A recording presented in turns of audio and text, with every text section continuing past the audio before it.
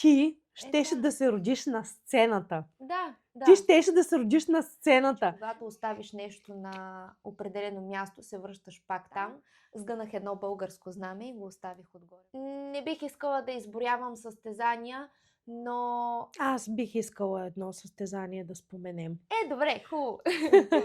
Много сме щастливи, че прие лирическо отклонение, но ние ще влизаме в различни пътечки, защото целият ни живот е свързан с танци. Ще държа да отбележа от латиноамериканските Пасо Добре.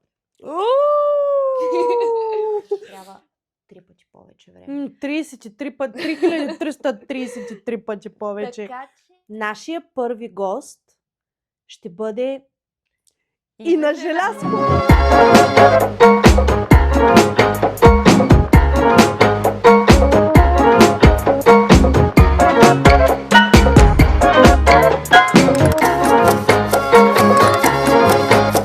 Здравейте, любители на спортните танци! Ние сме Роси и Цвети Атанасови. Добре дошли в The Ballroom Dance Paradise. Вашето място за срещи и разговори с танцори, записали имената си в световната история на спортните танци. Важно е да отбележим, че голяма част от тях са българи. Днес ще отговорим на въпросите, които сме подготвили към тях и вие ще можете да се запознаете с нас. А долу в коментарите може да ни изпратите въпросите си, които бихте искали да зададете на най-големият си идол. Ами започваме! Роси, представи си с няколко думи. С няколко думи. Аз съм танцор. Това са няколко думи, които биха ме определили най-добре. Всъщност не е възможно да кажем, че не сме танцори, защото това е най-тясно свързващо нещо нашето семейство. Благодарение на мама и тати, най-голямото ни наследство ще ни остане до живот, даже и след нас, защото имаме удоволствието да се занимаваме с деца, на които предаваме това, което са предали на нас нашите родители. И тук мога да се включа аз и да кажа именно страстта и любовта към спортните танци. Към спортните танци не като спорт, а като начин на себе изразяване, като начин да намерим не просто себе си, но и да представим себе си в всякакви различни роли, които бихме искали да бъдем. Така че това е нашето лекарство, това е нашият начин за почивка, това е нашият начин да споделим емоции. Колкото и клиширано да звучи, да ставаме и да лягаме с една мисъл, свързана с танците. И дори когато седнем на вечеря да си говорим за танци. Да. Трудно е да отговорим на част от въпросите, като например как и кога започна да танцуваш, защото аз не си спомням. Аз, когато съм била много малка, нашите мама и тати са танцували по състезания и аз съм обикаляла около танцорите. Това е всичко, което си спомням от моето детство. Танци, рокли, костюми, състезания, приятна атмосфера, много приятна атмосфера и мисля, че ти си по същия начин. Абсолютно същото, гледайки много интервюта на различни мои любими танцори и треньори, било то мои треньори или просто треньори, с които винаги съм си мечтала да се занимавам. Винаги са започвали с история как тяхната баба, тяхната майка ги е завела в една невероятна зала, където всички са били в едни невероятни костюми. Нямаме такава история. Аз просто си спомням, че като бях на 4 годинки, видях едни невероятно красиви златни танцови обувки. Кое дете на 4 години не иска да танцува на токчета? Разбира се. И просто се опитвах да не преча на мама и на тати, докато работеха в залата. С тази цел въпросните обувки ми бяха подарени и аз просто тренирах всички каки и батковци в групите. Не заради друго, защото мама и тати бяха треньорите, нали? Другия въпрос, на който ще ни бъде много трудно да отговорим е: помниш ли първото си състезание? Аз помня. Помня всичко. Тогава разкажи. Абсолютно всичко помня.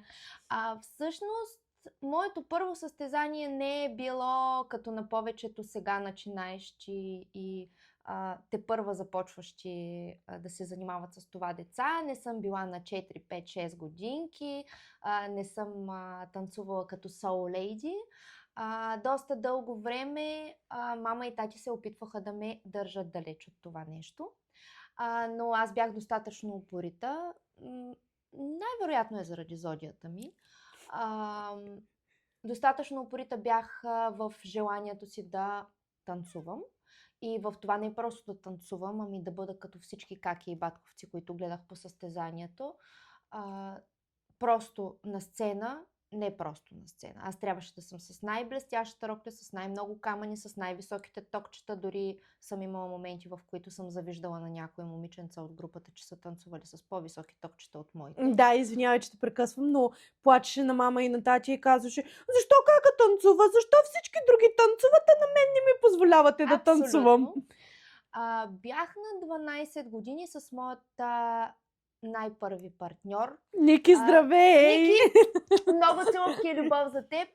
Между другото, това е единственият партньор в спортните танци в моя живот, който до ден днешен танцува и за мое огромно щастие той е действащ шампион на Гърция в момента, заедно с неговата прекрасна съпруга. Специални поздрави за Ники, обичам те! С Ники имахме невероятното приключение в току-що отворената зала Арена Армеец в София. Сега вече мисля, че не се казва така. И много държа тук да споменем един велик човек. Невероятен човек. Много близък на нашето семейство. За жалост, вече не е сред живите.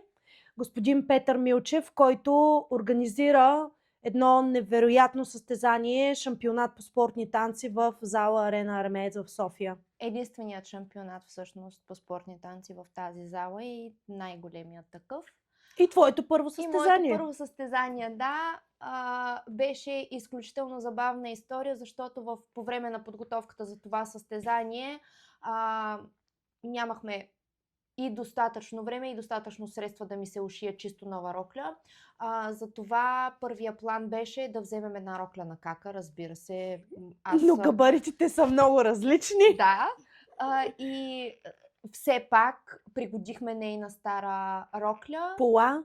Не, стара рокля. Първо пригодихме с ресни, с която трябваше да танцувам.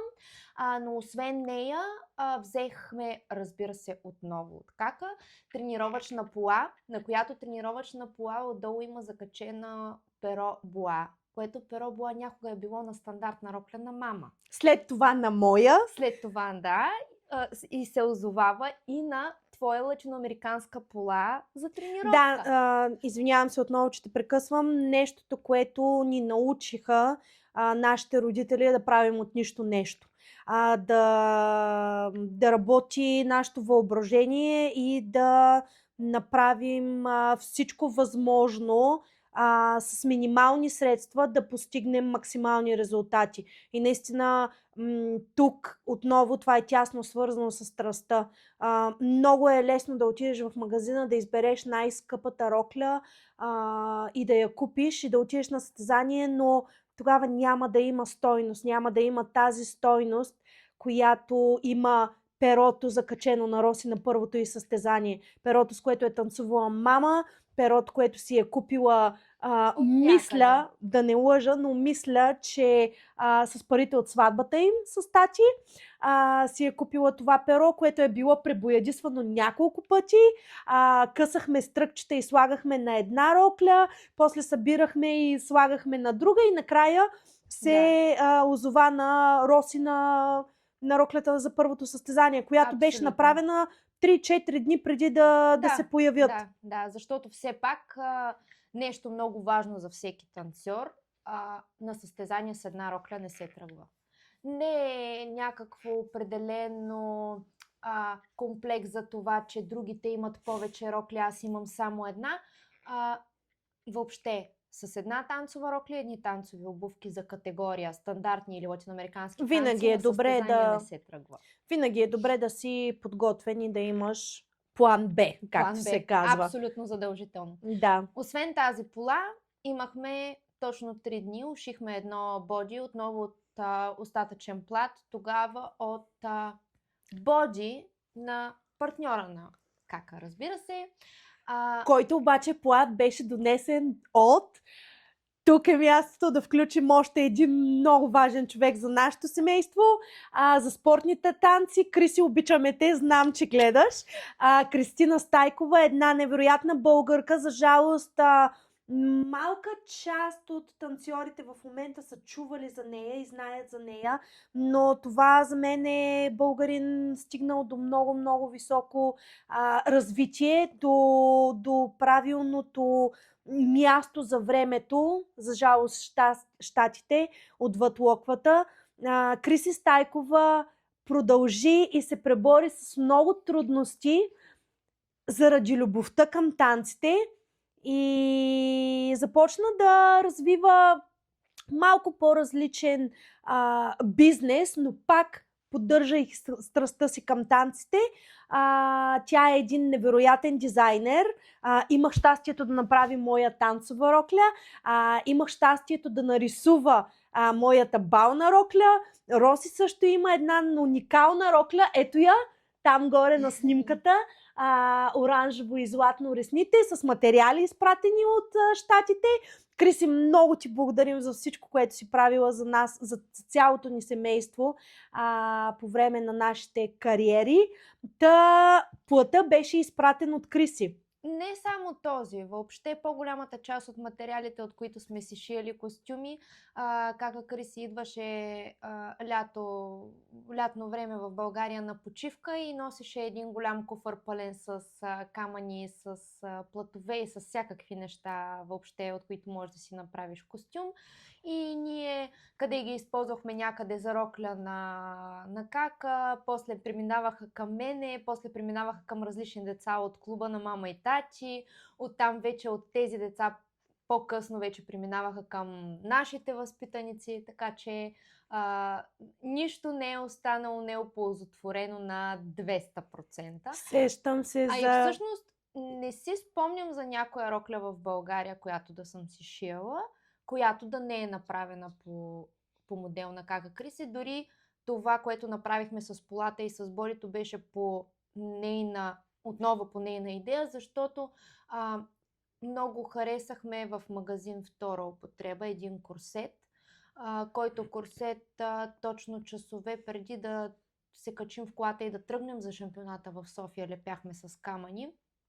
Но идеята корсета да се сложи върху боди беше абсолютно изцяло нейна и тя каза точно коя пола, откъде да изкараме, какво да сложим, как да направим и на всичкото отгоре трябваше да стигнем и до магазин, за да купим перлено колие, защото тя каза, че роклята трябва да има перлено колие. А когато кака Криси каже, че нещо трябва да е така, то трябва да е така. Сещам се, извинявай, че те прекъсвам, сещам се две много важни неща, които така изкачат ми винаги в паметта. Едното беше преди последният ни шампионат 2008 година. Аз чупя ток 3-4 дена преди състезанието. Нямам други танцови обувки, но знам, че тя пътува към България, че вече е пристигнала в България в София и ми е донесла част от нейни стари обувки. 4 или 5 турбички Ray Rose. Тогава в България много рядко можеше да се намери Ray Rose, но по-важното за мен беше, че тя беше танцувала с тях. Имаше едни чисто нови, имаше едни боядисани и имаше 3 чифта с камъни. Едни с червено и оранжево, едни с АБ, да. И разбира се, аз на състезанието, закон на състезание не се танцува с обувки, с които не си тренирал. Не сменяш марка, не сменяш височина, не сменяш... Нямаше такива неща тогава. За мен беше много важно да танцувам с обувките на кака Криси и те ми донесоха един голям късмет, защото това беше най-доброто класиране за мен в моята танцова кариера. Другото нещо за Стайкова, което искам да споделя, е, че точно преди този шампионат 2008 година тя дойде януари месец да ни тренира. беше в Бургас, бяхме във Варна, в залата с Франциска Йорданова, още една велика българка. Фани, обичаме те и теб. Да, тя беше тук да ни тренира и ние в продължение на няколко месеца с майка ми, която, смея да твърдя, се справяше много добре с костюми, бяхме ушили една рокля, която никак не беше успешна. Облякох ли едната вечер, тя ме видя и каза: свали тази рокля и ми донеси една ножица. Наряза роклята. Майка ми започна да си скубе косите и да се чуди какво става, защото ние след седмица сме на състезание и трябва да имам рокля. И Крис каза: не се притеснявай, утре отиваме в магазин да купим платове и ще шием рокля. Мама казва: ма как тук няма платове? Ще намерим платове. И в малката почивка, която имаме от тренировката на другия ден, отиваме до магазин за платове. Криси влиза, никога няма да го забравя. Все едно беше вчера. Влиза, пипна един плат, пипна втори плат, пипна трети плат.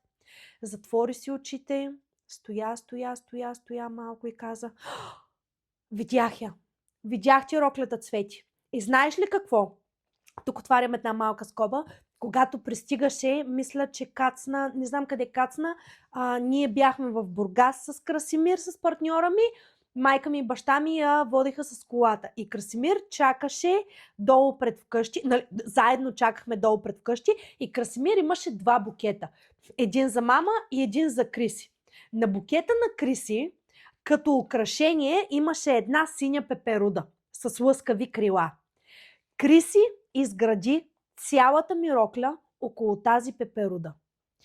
Избра си плодовете в магазина и тогава, когато си отвори очите, каза: пеперудата от букета ми от краси ще се бояди са черна и ще бъде на гърба на роклята ти. Някъде ще сложа снимка от нейния сайт на тази рокля, на гърба, Това е изкуство. Това е чудо за мен. Криси, много ти благодаря още веднъж. Да, продължаваме нататък. Извинявам се за това лирическо отклонение, но ние ще влизаме в различни пътечки, защото целият ни живот е свързан с танци. Следващия въпрос, на който трудно може да се отговори: какво те запали най-много по танците? Честно казано, това е въпрос, на който не мога да отговоря. Може би аз не бих си представила какво бих правила, ако ги нямаше танците в нашия живот. Просто защото това е нещо, което съм виждала постоянно. Роси. Когато съм проходила, виждах как някакви каки и батковци идват в къщи и тренират в хола ни. След това пък започнаха да ме запознават с някакви имена на хора, които танцуваха. А преди това, на 29 март 2000 година, ти щеше да се родиш на сцената. Да. Ти щеше да се родиш на сцената. Може би и това, да. Нямаше баба, която да те хване за ръчичка и да те заведе на балет или на танци. Ти щеше да се родиш на сцената. Ти танцуваше в корема на мама, тренирайки, преподавайки. Това е нещо, което ни се предава по такъв начин, по който нито един треньор не може да го предаде, колкото и да ни се иска в някакъв момент да се превърнем и в родители на нашите деца в залата, за да можем да им го предадем по начина, по който сме го получили ние. Но нямам обяснение на този въпрос. Няма нещо, което да ме... Всъщност не. Има неща, които ме отблъскват в танците, като спорт, но няма нещо, което да ме отблъсне от изкуството. Независимо какъв стил танци са, дали са нашите спортни танци, дали са някакъв друг вид стил танци или друг вид и стил сценично изкуство. Няма нещо, което да ме отблъсне, защото съм израснала в такава среда. Така че не мога да отговоря на този въпрос. Кое ме е привлякло? Не е имало нещо, което да ме отблъсне, че да има фактор, който да ме привлече към това. Добре, тогава един по-сериозен въпрос. Как изглежда един твой типичен тренировъчен ден? Факт е, че в момента живота ми и професионалния, и хоби са се превърнали и в работа. Започвам от пиенето си на кафе сутрин в залата, вечер заключвам залата, така че моят тренировъчен ден е един мой, всъщност всеки мой ден, общо взето. Дали това ще е моя лична тренировка, дали това ще бъде тренировка с деца, а, не е еднообразен по никакъв начин. Имаме определен график, по който се движим, но всеки тренировъчен ден ни е различен. Когато отделяме тренировъчен ден лично за нас с моят партньор, стандартно като всички танцори преминаваме през претанцуване на всичките ни хореографии, оттам споделяме някакви мисли, нови идеи за хореография, да опитаме нещо ново, нещо различно или просто да претанцуваме хореографии, които имаме или стъпки, които имаме вече готови на някаква песен, която ни е в момента, нещо по-лично или нещо по-интересно, нещо, което искаме да направим по-специфично на тази песен. Всичко зависи от настроението в началото на деня, зависи от натовареността на тренировки и на работа, която имаме и зависи от желанията, които искаме да осъществим в залата в този ден. Така че нямам традиционен, обикновен, стандартен тренировъчен ден. Добре. Кое е най-трудното нещо в подготовката за състезание? Най-трудното нещо в подготовката за състезание лично за мен е постоянството, колкото и да е странно. Никога не съм имала проблем с влизането в залата, но постоянството е нещо, което пречи страшно много на всеки един спортист.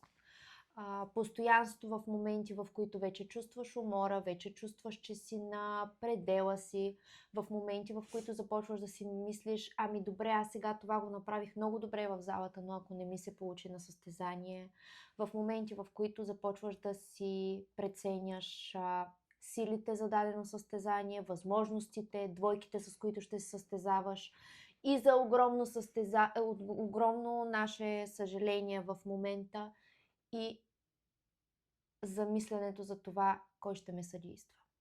Също много голям проблем. Добре, тук естествено идва следващия въпрос. Как се поддържа мотивацията в моменти на умора или разочарование? За мен не е трудно. Единственото, което правя в момент на умора е просто да вляза в залата заради себе си. За да направя, да изтренирам нещо, което на мен ми доставя удоволствие, а не нещо, което трябва да направя конкретно за дадено състезание. Да вляза в залата, дори просто да си постоя и да послушам музика. Никога не съм имала проблем с запазването на мотивацията си да продължавам да танцувам. Имало е моменти, в които съм казвала стоп. След определени състезания? След определени състезания, след определени разговори с партньори или с треньори. Много са факторите, които влияят, но никога не ми е било трудно да се върна пак в залата по един или по друг начин, с една или с друга цел. Никога не е било трудно това. Добре, колко важни са физическата форма и психическата нагласа в този спорт? Аз не отговарям на тези въпроси, тъй като моята професионална кариера приключи преди доста години и сега на този етап нещата са различни. Доста съм съгласна с отговорите, които тя даде, но при мен е било малко по-различно, тъй като честно казано да си призная, моята професионална кариера не е била особено блестяща и причината от призмата на времето за мен в момента е, че аз не съм желаяла да тренирам. Аз не обичах да тренирам. Аз обичах да съм на сцената. Аз по-скоро определям себе си като творец, а не като спортист. За мен тренировъчният процес започна да бъде сладък на много късен етап, чак след пубертета. Аз започнах наистина да тренирам, когато започнах да танцувам с предпоследния си партньор и единствения смислен за единственото смислено партньорство за мен. За жалост, голямо мое съжаление, много кратък път, но съм щастлива, че го имах. Така че да, определено двете много се различаваме като нагласа и настройка. Аз танцувах, защото мама и тати бяха треньори. Аз започнах да танцувам, защото мама и тати бяха треньори. Аз бях в залата, защото мама и тати бяха треньори. И със сигурност в определени моменти е имало много други места, на които съм предпочитала да бъда, но не и в танцовата зала. Затова задавам въпросите към теб. Още веднъж си повторя въпросите, защото те прекъснах. Колко важни са физическата форма и психическата нагласа в този спорт? Според мен винаги психическата нагласа надделява много повече над физическата форма, защото физическата форма е нещо, което се постига не толкова лесно, колкото изисква някакво време. Докато психическата нагласа може да се изгражда преди всяко едно състезание или преди всеки един важен момент наново. Може и да се наложи да се изгради. Защото психическото състояние на всеки един спортист е нещо, върху което започват да работят треньорите на много по-късен етап. А физическата активност е разпространена не само в нашите танци, въобще във всичките видове спорт, като фикс идея. Да, аз тук много държа да ти задам един така допълнителен въпрос, защото това е нещо, което бих искала да споменем и мисля, че може да помогне на танцори, на деца, които в момента се борят с психиката си. Искам, моля те, да разкажеш за вашето партньорство с Саша, тогава, когато замина в Русия. И за това, защото аз те видях много по-различна, много по-спокойна. Ти винаги си имала много проблеми с психиката си, Да. с нервите си, дори това, че се е отразявало на физическото състояние. Много често през спортисти се случва това. Да, моля те, разкажи за Саша и за начина, по който той за неговия подход като партньор към теб. Въобще, психическия ми настрой към танците от момента, в който се преместих през 2018 година в Русия, много се промени, защото въпреки че тук и в България никога не съм имала партньор от един и същи град, в който да живеем, винаги партньорствата ми са били свързани с много пътуване, много учене по пътищата и тренировки от сутрин до вечер. Но този път вече партньорството беше на едно много по-различно ниво, защото се наложи много бързо да порасна. Първоначалният ми настрой за срещата ми с Саша беше когато просто стоях на спирката и си чаках автобуса и мама ми се обади и ми каза: ами Роси, аз го намерих това момче, но не дей да се обнадеждаваш особено много, защото имате много голяма разлика. Ние с него имахме 10 години разлика във възрастта. Аз бях едва на 19, той беше на 29 тогава. Всъщност, когато се срещнахме с него, аз се срещнах с едно 29 годишно дете, на което ми се наложи в самото начало да вляза в роля на негова майка. Оттам съответно ми се наложи да изградя едно безумно спокойствие не само в тренировъчния ни процес, най-вече на състезания. Сашка, обичаме те и тебе! Много те обичам, Сашка! Специален поздрав за Александър Ходенко. Той също ще ни гледа, макар и да не разбере почти нищо от това. Ще разбере. Саша, ходи, знаеш къде. Сашка е едно непораснало дете, на което толкова много му се получаваха нещата от страна на изкуството, че просто нямаше как да не си паснем като характери. Той беше твореца в нашето партньорство. Аз бях мазохиста, който държеше на многочасови тренировки, постоянни и не само танцови тренировки, който постоянно водеше графика на записаните уроци и буташе колкото може количката с товара. Когато отидахме на състезание, аз от много малка обичах да си подготвям нещата за състезания сама. Това е моят начин да съм настроена и спокойна за състезанието, когато знам, че всичко е направено от мен. Когато заминах там, ми се наложи вече да се захвана и с прическата си, и с грима си. Затова, общо взето, нощта преди състезанието не я помня, защото не съм спала. Това Преди е всяко част едно като състезание. традиция. Абсолютно. Да. Приготвях си нещата, след това от 4 сутринта съм започвала с прически и с гримове. Отивала съм в залата на всяко едно състезание 4-5 часа поне, преди началото на нашия кръг. Винаги много изнервена. Винаги много изнервена, но отивах там сама. Регистрирах, получавах номера ни, заплащах за входни билети, след това си оправях тена, обличах си роклята, обувах си танцовите обувки, загрявах. Някъде между загрявката и пробата на паркета пристигаше партньора ми, който разбира се не беше щастлив. щастлив, спокоен, притеснен, че не е изпил кафето си все още, така че задължително трябваше да отида да пие кафе и да хапне нещо, защото на гладен стомах не се танцува, разбира се. Оттам нататък той започваше да се приготвя. Аз вече бях на трета загрявка. Може би ако ме бяха пуснали, щях да съм стигнала до към четвърт финал някъде. Изтанцувала съм си 1000 пъти вече хореографиите, загряла съм, всичко е прекрасно, всичко е готово, закачила съм номера на бодито му, той облича бодито си, обува си обувките и се срещаме на входа на паркета, за да можем да излезем и да изтанцуваме първия си кръг. Но интересното тук е, че това допълнително изнервяше и смазваше Роси. Тя беше едно кълбо от нерви, но неговата абсолютна противоположност и нагласа успяваше да я успокои.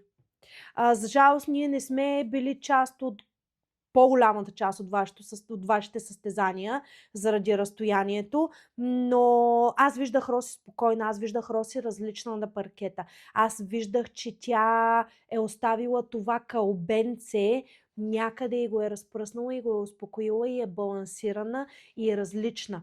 И много, много си пасваха в това отношение, че тя каза, аз съм мазохиста, той е твореца, но не, тя беше повече спортиста, а той беше повече твореца, но големия спорт, танците, дали са изкуство или спорт, за мен, мисля, че и за теб. В състезателна кариера не е възможно да има избор между спорт и изкуство. Да. Или правиш и двете, или не правиш нищо. Да, и това беше перфектният баланс между двамата. Абсолютно. Да, Абсолютно, но като нагласа винаги всеки сам за себе си има по-голям процент в едното или в другото направление. Аз лично винаги съм била изкуство. Да, и самия настрой по време на състезание не е нужно 100% от времето да прекарваш с партньора си, за да може заедно да се настройвате, заедно да влизате в някакво си ваше състояние на двойката. И това е нагласа на двойката. Вие си преценяте. Строго индивидуален Да. избор на всяка двойка, при всеки действа по различен начин. Единственото, което правихме преди да излезем на паркета, просто си поставяхме ръцете едни в други за малко, затваряхме си очите, абсолютно изолирахме всички и вече бяхме готови да излезем на паркета и да си изтанцуваме хореографиите. Не сме имали многочасови загрявки заедно, отстрани, изпробване на някакви супер сложни елементи от хореографиите, които е възможно да не ни се получат и така нататък. Не, в никой случай. Всеки се подготвяше сам за себе си, отделяхме си някакви секунди преди да стъпим на паркета заедно, за да можем да усетим един друг на каква вълна е. И винаги във всеки един момент на паркета знаехме кой как би реагирал и кой какво би направил и доколко той е готов и той е там съзнателно. Това за мен е момента, в който две отделни единици стават двойка. Абсолютно. И тук отново естествено преминавам към следващия въпрос. Кое твое постижение смяташ за най-значимо досега? Не бих желала да определям постиженията си като значителни и незначителни. Най-голямото постижение лично за мен е, че изградих себе си като артист на сцената и не знам човек около мен и не само около мен, който да не ме познава и да не ме забелязва. Друго нещо, с което много се гордея, е това, че успях да изградя такъв образ, който не е възможно да не се забележи на дансинга. Обичам да привличам внимание, абсолютно без всякакво притеснение. Бих привлякла вниманието дори най-големият ми идол да стои пред мен и да ме съдейства. Аз с удоволствие бих му изпратила някакъв жест или нещо, с което да мога да привлека неговото внимание. И това изградено самочувствие с абсолютно достатъчно покритие за мен. Не бих искала да изброявам състезания, но... Аз бих искала едно състезание да споменем. Добре, хубаво. Да, всъщност най-големия подарък, който съм получавала до момента за някои от рождените си дни, това беше една покана и я получих точно на рождения си ден през 23-та година. Една покана за втори пореден път да представлявам България заедно с моят любим партньор Саша на едно от най-мечтаните за мен състезания, които до тогава гледах само на клипчета, а това е Кремъл Къп. Тогава бяха в една и съща година бяха 2 издания, защото по време на COVID не се беше провело състезанието. Затова през януари месец на 22 година всъщност танцувахме в първото издание и в същата година през април месец отново представлявахме България на същото това състезание. И това беше състезание, на което се излиза не за определен резултат. Това е състезание, на което се излиза за една емоция, която не можеш да получиш никъде другаде.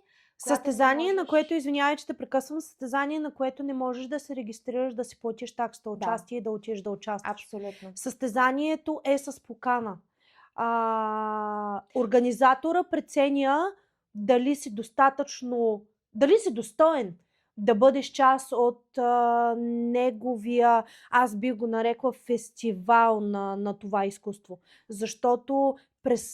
Защо е мечта? Това е било мечта и на нашите родители, и на нас. Аз като дете, за мен един от най-ярките спомени по време на коледните празници е как събираме цялото семейство пред телевизора и гледаме Кубок Кремля. Не знам дали го казвам правилно. Да, този невероятен паркет, тази невероятна атмосфера и ние сме стояли някакси на дядо Коледа сме си пожелавали до година, ако е възможно, коледното чудо да е свързано с това състезание. Ами да, всъщност аз когато заминах за Русия през 2019 година, вече в партньорство с Саша, това беше може би едно от малкото желания, които съм имала тогава. Той ме заведе да гледаме заедно. Това беше и последната година, в която имахме възможност да гледаме международни двойки на този паркет. Тогава и се видях с моята най-любима Ина Желяскова, която беше изключително учудена, че при нея отиде момиченце, което я помоли да се снимат и я помоли на български. Родния език. Абсолютно.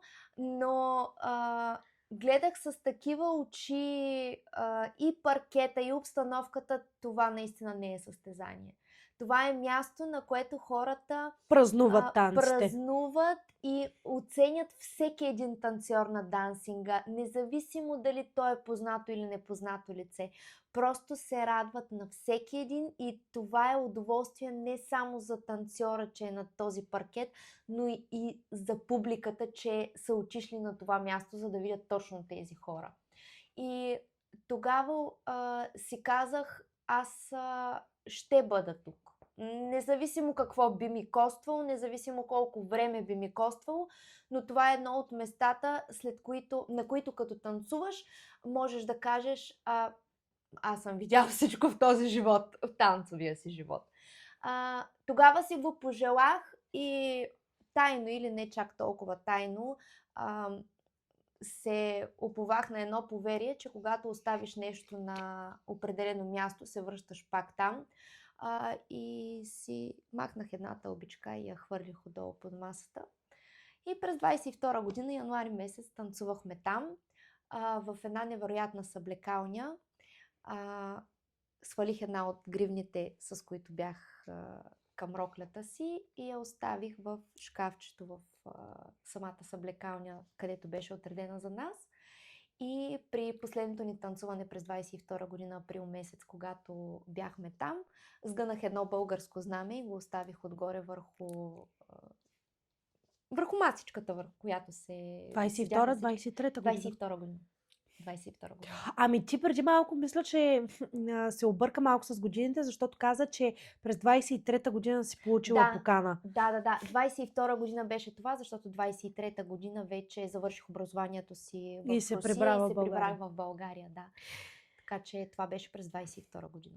И докато сме на темата с Саша, защото мисля, че това е твоето най-успешно партньорство до момента, искам да те попитам колко е важна връзката между партньорите. Връзката между партньорите е важна до етапа на комуникация и на разбирателство, изключително и само по време на състезание. Има прекалено много неща, с които се е наложило да направя компромис, за да може това партньорство да продължава. Но когато излезеш на паркета с един такъв човек, наистина, независимо на кой паркет, независимо дали е състезание или е сцена някаква за някаква изява, разбираш, че цялото преглъщане на всичко се струва дори конкретно само за този момент, защото просто ви се получават нещата на паркет. Винаги сме били близки, но сме били близки, когато става въпрос за танци. Никога не съм имала някакво много близко и много лично приятелство с него като приятел. Той за мен беше просто мой партньор, мой колега и човека, с който ни се... Малко като партньор в някое престъпление. Да, тук е много... В нашите танци това е много сублимен момент. Някои състезатели не успяват през цялата си кариера да имат успешно партньорство. Някои състезатели имат в много малък момент, в много кратко време, в много кратък период. Много е трудно това в нашия спорт, ако мога да го нарека. И много държа да спомена нещо, което преди много години чух от един шампион световен на 10 танца, Миша Цегой, на семинар в Младежкия дом, тук в Бургас, организиран от Бургас 75. Той казваше, че вие няма нужда да имате никакви чувства едни към други, защото поначало танцорите сме големи актьори. Ние показваме външно съвсем различни емоции, чувства от това, което се случва вътрешно. Ние имаме много болки, ние имаме много болки в тялото, физически болки, ние имаме много психически проблеми, но въпреки това излизаме и се усмихваме. Да, някои го умеят малко по-добре от други, на някои усмивката им изглежда малко фалшива, но това е нещо, което също се тренира. Той казваше, ти няма нужда да харесваш партньора си. Вие трябва да приемате това като бизнес. Вие трябва да го приемате като сделка. Една единица, още една единица, събрани една до друга, направили цяла единица, едно цяло, което трябва да върви към една обща цел.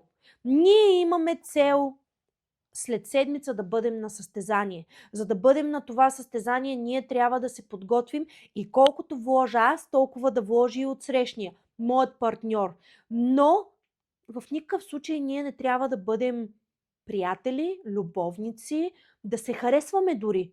Ние просто трябва да знаем каква е целта ни. Голяма част от бизнес партньорите не са били много близки. Те са имали едни качества, другия други качества, събират се и правят една цяла единица, която се бори за някаква цел. По същия начин трябва да се гледа и на партньорството. Тогава а, бях на възраст, която много трудно можех да разбера какво казва. За мен бизнес беше непонятна дума.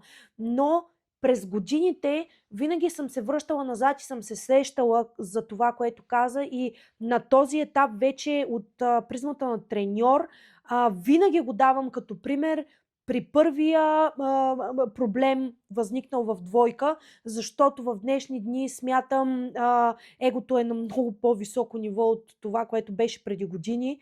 Тогава, когато аз съм се състезавала, тогава, когато нашите родители са състезавали, и е много по-трудно да се изгради едно пълноценно партньорство. Та, да, много държах да спомена за партньорството. Продължаваме с въпросите. Ти някакъв въпрос към мен или аз да продължавам? Аз имам много.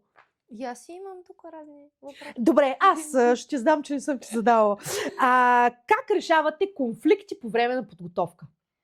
Никак. Навън или? Не, абсолютно по никакъв начин. Когато има конфликт, в зависимост докъде стигне конфликта. Ако конфликта вече опре малко повече на личностна характеристика, тогава по-добре тренировката Навън. да приключи. Да. Ако конфликта е нещо конкретно, било то за танц, било то за фигура, било то за тема стайлинг на двойката на това състезание, примерно, или на някаква изява, тогава рязко се сменя темата, рязко сменяме обстановката и се приключва до там. Не решаваме проблеми с разговори или с психолог в никой случай, защото специално в нашето партньорство с Саша и въобще, аз не си спомням до сега дали съм имала партньорство, в което да е било по различен начин. Винаги с партньорите ми сме били въобще като отношения, като два остри камъка. Аз изхождайки Ама ти от винаги е... Да, винаги е било аз тук не направих това, ама това е защото ти не си направила еди си какво си. Не се решават проблемите, нито с разговори, нито по никакъв начин. Тук е въпрос на характери, а не е хубаво в тренировъчния процес да се обсъждат, изглаждат или променят характерите един на друг, защото това е, както ти каза, просто бизнес. Това не е нито човек, с който ще прекараш живота си, нито ти е роднина, нито ти е близък и така нататък. Не, това е партньор, с който имате определена работа да свършите. Достатъчно е просто да успокоите малко топката, да не спорите на определена тема или ако е стигнало до там вече ниво спор, просто да прекратите тренировка. Да, аз мога да си позволя да дам един съвет, въпреки че честно казано, в моята практика като треньор аз съм работила предимно с начинаещи двойки, предимно съм започвала двойки. Нямам опит на работа с елитни двойки. Но смятам, че нещо, което много би помогнало на всеки един танцор е първо да погледне към себе си. Да, винаги можеш да намериш 10 причини защо партньорът ти е виновен, но поглеждайки към себе си, винаги можеш да успокоиш състоянието в момент на караница, на скандал. Това е много добър подход и да, знам, че отстрани е много лесно, но накрая на кариерата си съм го практикувала и знам, че е много успешно. Винаги да погледнеш и да потърсиш грешката в себе си. Случвало се партньора ми да се изненада тогава, когато му кажа: извинявай, тук обърках аз. Рядко е било, но се е случвало. Да. На мен не ми се е случвало това нещо. Аз повече изпадам в това състояние да погледна и да анализирам моята реакция в някаква ситуация, моето несъгласие за определена фигура, когато вече сме приключили с тренировката или когато не сме заедно физически един до друг, никога не си признавам, че моята фигура не е била по-добрия вариант от тази на партньора и никога не казвам. Казвам: добре, хайде да опитаме твоя вариант, малко да потанцуваме него и после ще видим Никога не казвам, че аз не съм била права в никой случай. Не. Може би произлиза от зодията. Най-вероятно. Рязко завивам към един мой много любим въпрос. Кой е любимият ти танц? О!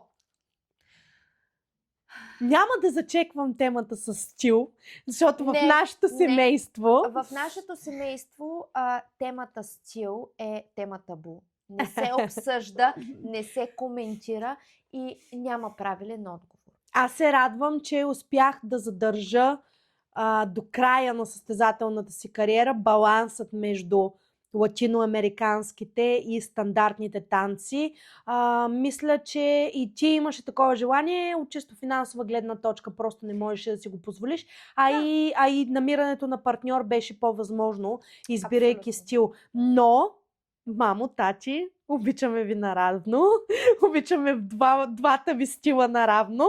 Да, Майка ни винаги е била с латиноамериканска душа, татко ни винаги е бил с стандартна, но сега вече от призмата на времето отново мога да кажа категорично, че много малко от децата, от подрастващите харесват стандарта.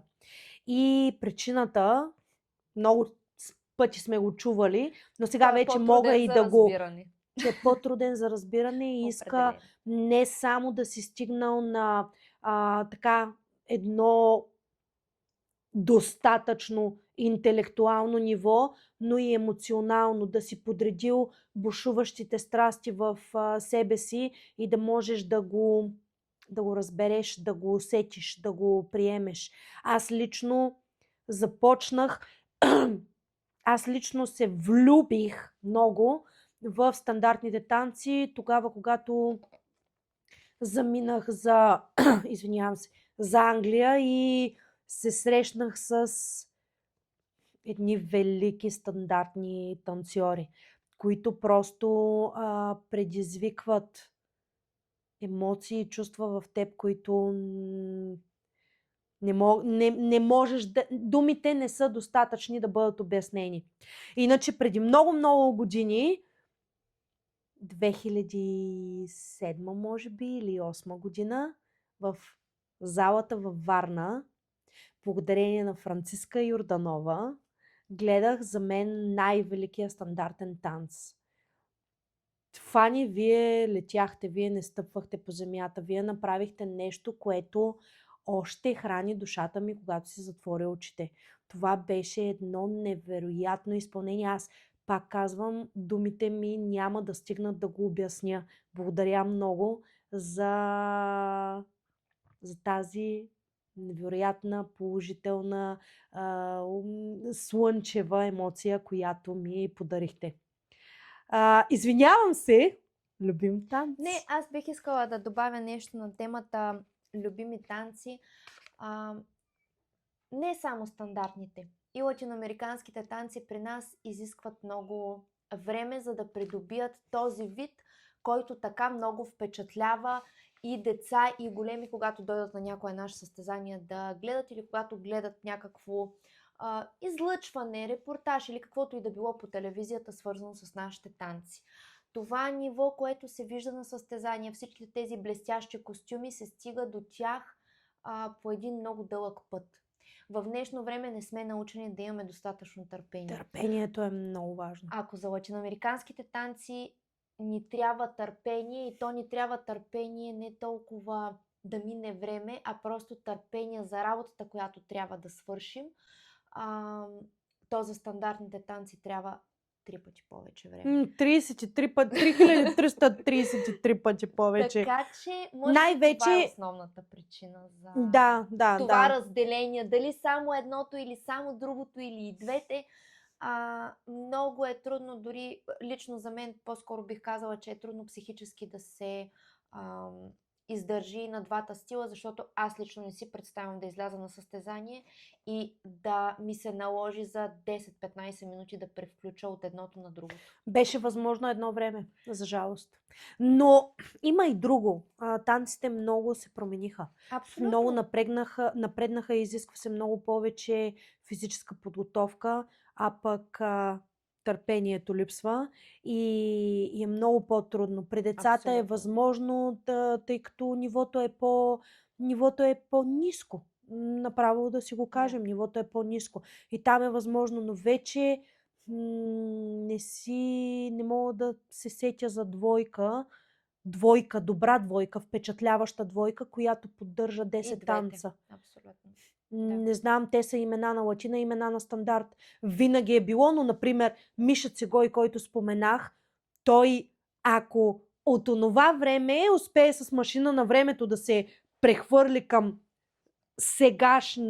към днес и отида на състезание и се състезава с двойките, които са в топ 6 на латиноамериканските танци, в топ 6 на стандартните танци, той ще бъде доста конкурентно способен. За жалост, много са факторите, ние няма да изобщо навлизаме в тази тема, но наистина преди беше различно. И преди абсолютно отговорно го заявявам, нивото беше много по-високо, конкуренцията беше много по-голяма. Сега на състезание на държавен шампионат се молим да се събере полуфинал. Тогава полуфинал успяваш да стигнеш само ако си достатъчно силен, достатъчно подготвен, достатъчно организиран. Тогава се започваше от не 16 на 32 да, една 32 финал. Има състезание в Румъния. В Румъния започвахме с 16-17 серии. Ти можеш да изтанцуваш първия си танц и за втория да отидеш да си развалиш грима, да си направиш нова визия, да си смениш роклята, преди това да си се наспал, да си се изкъпал, да си хапнал и след това отиваш за втория танц от кръга ти. Това Абсолютно. сега децата изобщо не могат да си го представят. И за жалост нямат подготовката за това. Да, абсолютно. Да. Така, продължаваме. За 13-ти път. Любим танц. Постарах се много да отложа темата и да избягаме от въпроса. Няма да ти хареса отговорът ми, разбира се, но моят най-любим танц от латиноамериканските, държа да отбележа от латиноамериканските, е Пасо Добле. Да. Да. Славейко. Къде е Славейкото? Не ето го там. Не случайно това ми е най-любимият танц, защото в него се чувствам най-комфортно, чувствам се най-себе си, чувствам се най-свободна да покажа всичките си 38 личности. Така че да, това е моят танц, определено това е моят танц. Това е моят танц, защото много малко хора го разбират. Не бих казала, че много малко хора го харесват, много малко хора го разбират. Доста е емблемен за нашите танци.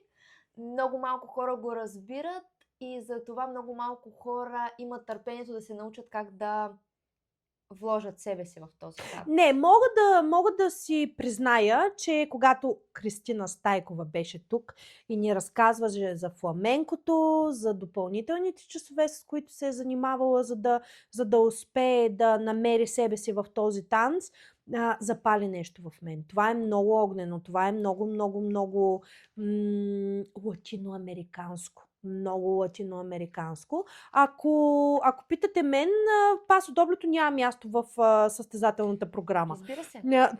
Другите... Ако мен питате, може да направим едно състезание само по Пасо. Примерно. Да. Но да, много съм съгласна с Роси, че много малко хора го разбират. Аз не съм го разбирала. Никога не съм можела да го танцувам. Но като треньор ми се налага да го познавам най-малкото и да бъда максимално непристрастна, защото трябва да предам чиста материя, а не свое лично желание. Добре, хайде сега, разкажи ни за твоят най-любим танц. Моят най-любим танц е румба. Не. Изненадана си. Аз мога да тренирам румба денонощно. Винаги съм можела да тренирам денонощно. За мен просто най-добре определящ ме танц. Аз съм вятър, аз съм емоция, аз съм буря от чувства, романтични чувства. И за мен това е най красивия танц. Танца на любовта. Това е най-хубавия танц. Не е пристрастно мнение, просто Разбира се. румбата е също много труден танц, също танц, който малко разбират.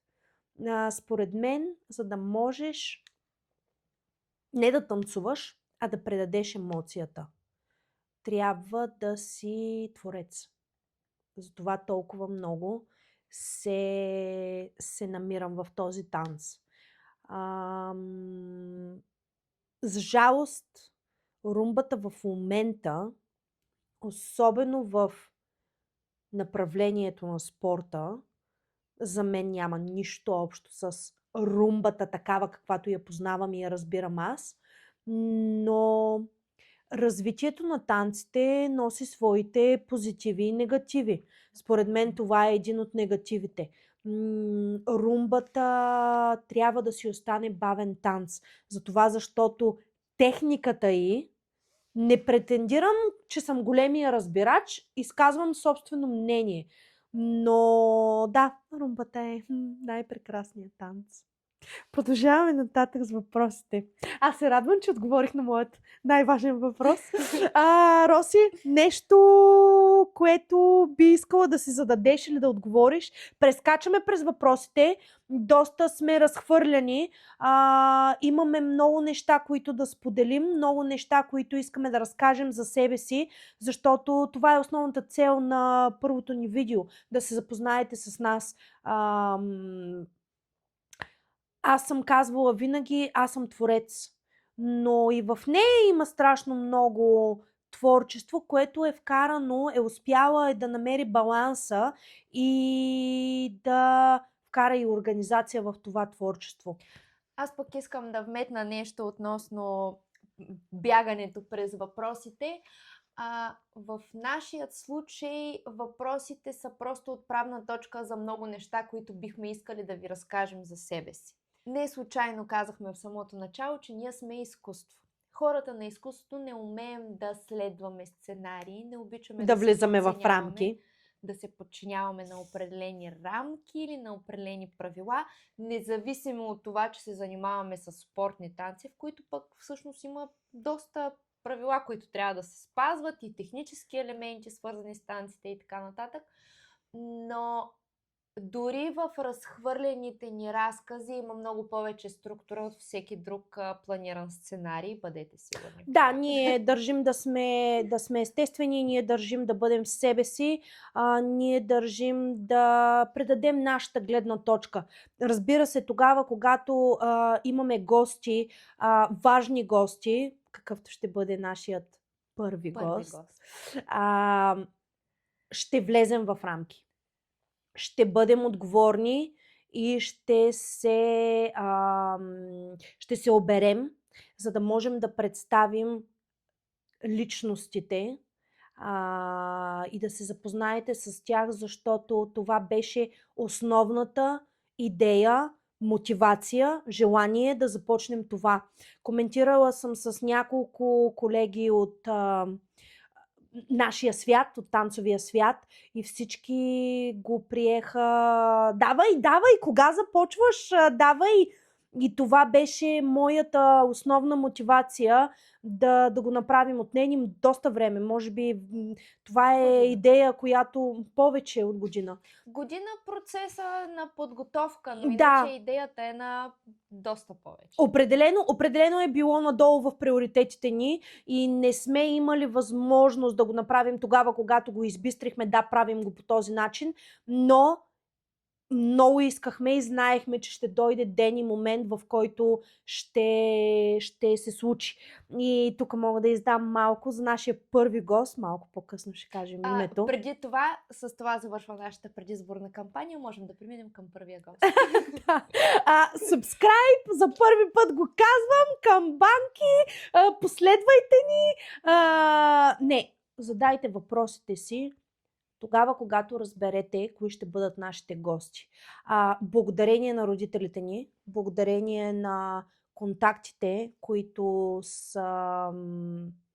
все още имат и поддържат с, смея да твърдя, елита на танците,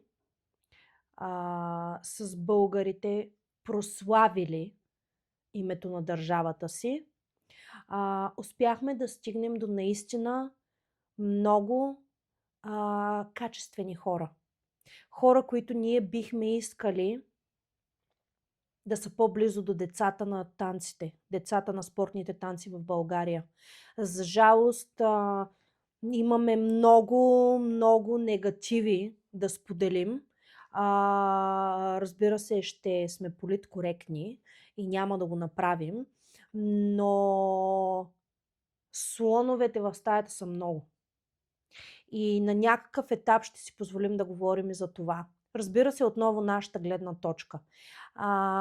Но красотата на нашия спорт остана много на заден план.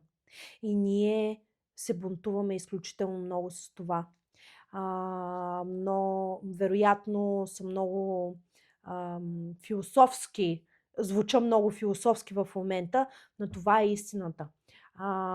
Искаме българските деца да познават имена като Петър Даскалов, имена като Атанас Гендов, като Ина Желязкова. Ето, ако имах възможност да задам на някой въпрос, бих си подготвила тефтерчето с предварително записани въпроси, конкретно към Ина Желязкова. Ами, Роси, има шанс да го направиш и вие имате шанс да го направите, защото нашия първи гост ще бъде Ина Желязкова. Много сме щастливи, че прие. Тя е изключително въодушевена и няма търпение също да заснемем нашето интервю. Мили приятели на танците, тези, които познавате Ина, тези, които си спомняте Ина и пътя на Ина, помогнете ни с вашите въпроси. Напишете ни в коментари нещо, което вие бихте искали да я попитате. Ние ще отсеем, разбира се, въпросите и ще се постараем да зададем всичко към нея, защото за нас Ина е вселена. Ина е вселена и сме много непримирими към това, че много български деца в нашите танци знаят имената на шампионите в България в момента, да не съм по-груба, но не знаят коя е Ина Желязкова. И това е подсъдимо. Да, това е подсъдимо. Ние ще направим всичко възможно да ви я представим в най-чистата й форма. И знаете ли какво? Тук мога да издам още нещо за нея. Говорим за това интервю повече от година. Подготвяме се повече от година. Още преди те да обявят с Тройлс, че приключват танцовата си кариера и пътя си заедно. Тогава, още докато танцуваха, още докато бяха активни световни шампиони, ние се свързахме с нея, помолихме за това интервю. На драго сърце прие, беше изключително топла, слънчева, достойна световна шампионка. И след това имаше период, в който не можехме да се свържем с нея. Разбира се, тогава са се случвали нейните лични неща, но не след дълго тя се свърза с мен и ми се извини и каза, че просто се случват неща не само в професионалния, ами в личния й живот, които са възпрепятствали. Просто е била изключително заета. Дори не можем да си представим колко заета е била. Тогава аз и казах: Ина, ние няма да ти задаваме никакви неприятни въпроси, няма да търсим скандала, няма да търсим драмата, не за това ние желаем да разговаряме с теб. И можем предварително да ти дадем въпросите, ние желаем да ти дадем въпросите предварително, за да си подготвена. Тя каза: не, в никакъв случай не искам да ми давате въпроси, аз искам да бъде максимално естествено, искрено, да бъде истинско. Интервюто нямам нужда от въпроси. Питайте ме за Троелс. Троелс е част от моя живот. Ако го нямаше Троелс, нямаше да има и мен. Ние сме постигнали толкова много, почти 20 годишна кариера имаме двамата. Тогава толкова много ме впечатли, беше толкова истинска, толкова откровена. Мисля, че световните шампиони са световни шампиони не само за това, че имат невероятни танцови умения. Те са хора. Те са хора. Да, историята помни, знаем много световни шампиони, които са показвали едно много непристойно поведение, но те не са останали в историята. Те са били световни шампиони, записали са си имената някъде, но никой не ги помни. Тези, които ги помним, и цял свят наричаше Ина Желязкова кралицата. Това е заслуга. Заслуга, която я печелиш не само с физически качества, не само с едно добро изтанцуване, ами с това какъв човек си ти. И ние много ще се радваме, че ще можем да представим и да запознаем нашата публика с нея като човек. Защото като танцор всички я познаваме много добре. Но нея като човек ще се насладя на всяка една секунда, докато сме с нея, защото аз съм сигурна, че ще вляза в това интервю един човек и ще изляза различен. Защото това е Ина. Тя има толкова силна аура и е толкова истинска и откровена и естествена, че съм сигурна, че ще ни промени. Абсолютно съгласна съм с това. Дори не съм си представила момента, в който бих застанала срещу нея, макар и за огромно съжаление, но пък и не чак толкова на камера. И бих задала всички онези въпроси, които съм задавала сама на себе си. Как се е справила в един или в друг момент, как е успявала да измисли, да намери вдъхновение за някаква определена своя визия в моменти, в които дори изобщо не е било до това. И как ще намеря толкова логичен и прост въпрос от човек, който в моите очи е Господ в нещото, което прави, а в нейните очи, когато се погледне в огледалото, е човек като всички нас. Да. Преди да приключим, вървим към края на нашето видео, но искам да изкажа една голяма благодарност към едно танцово семейство, едни прекрасни слънчеви хора, Ники и Павлина. Здравейте! Искам да ви благодаря за това, което започнахте преди години и за вдъхновението, което събудихте в нас. Видеята, които правихте, продължаваме да си ги, аз лично, продължавам да си ги превъртам, да се връщам към моменти от интервюто с Петю Даскалов, от интервюто с Росито, с Соня Копаранова, с Франциска. Имаше много ценни моменти и научихме неща, които успяхме да вкараме в нашата работа, дори да ни направят да ни дадат една различна гледна точка. Благодарим ви много, Ники и Павлина, и се надяваме да подкрепите и да не... по никакъв начин не сме искали да откраднем вашето нещо. Не, ние искаме да го продължим и да го развием и да ви благодарим. Заслугите за това видео са и ваши, защото вие запалихте тази идея в нас. Вие сте причина да тръгнем да мислим в тази насока. Благодарим ви много и очакваме вашият въпрос към Ина Желязкова, към вашите въпроси. Със сигурност ще направим всичко възможно да ги зададем. И също така бих искала да добавя, за нас би било огромно удоволствие, ако вие също станете част от нашият канал и вие също бъдете гости на нашето много ще се радваме. шоу. Да, много ще се радваме. Вие сте толкова вдъхновяващи, имате толкова много да кажете. Ще се радваме да сте наши гости. Роси? Аз си отивам в другата стая и продължавам с списъка с въпроси, след като ще имам възможност да ги задам. То просто грехота да не допълня още някой Ще имате друг възможност и вие. въпрос. Защото ще имаме гост. Кой, Роси? Ина Желязкова! От моя страна още едно предизвикателство към вас. Моля абсолютно всички, които имат желание да споделят някаква история интересна, която е свързана с Ина. Било то от нейния танцов път в България, било то танцори от съвместен клуб, било то някаква история, която се е случила на състезания, когато сте искали да се снимате с нея или просто да си поговорите с нея. Или докато сте се състезавали с нея. Абсолютно. Или дори ако сте я сънували, аз съм имала такъв случай.